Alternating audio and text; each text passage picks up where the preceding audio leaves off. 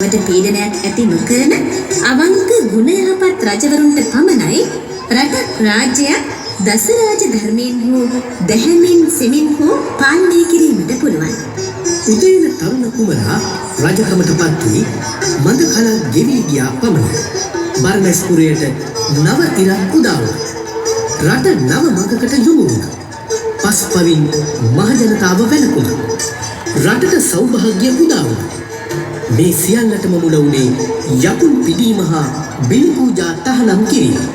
රජතුමා රට පුරා අනතර යවමින් ජනතාවට කියා සිටියා පස් පවින් වැළකී පින්දහම් කෙරෙහි හිත යොදවීමටය කියා.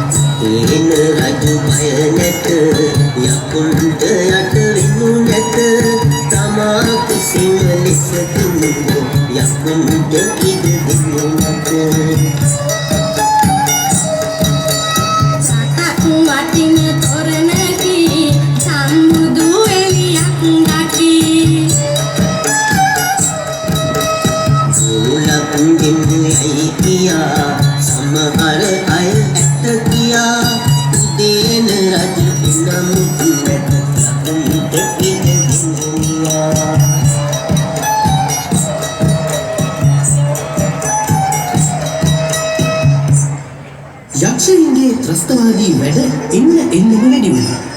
උදේන රජුගේ බාල සහෝදර කුමරුටත් සිදුුනේ එයට යටවීමට.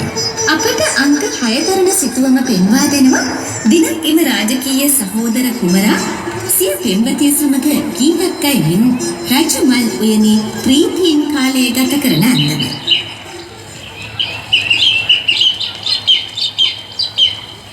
කුමරිය නන්දනී ඒ කුමරුනේ භාග්‍යය යක්ෂයින්ගේ ත්‍රස්තවාදය නිසා අපට හරි කරදරයි නන්දනී. අනේ කරදර නේන්න. මේ යක්කු ටික කාලයකට මොනතරම් ත්‍රස්තවාදී වැඩ කළාදානේ. යක්කු දැන් නම් බද්ධ වෛරයකින් ඉන්නේ උදේන රාජායන් සමග. හැබැයි ඉතින් භාග්‍යය උදේන රාජ සහෝදරයා යක්ෂයින්ට පනවන ලද තාංචි නම් කිසි දිනක ලිහිල් කරන එකක් නෑ.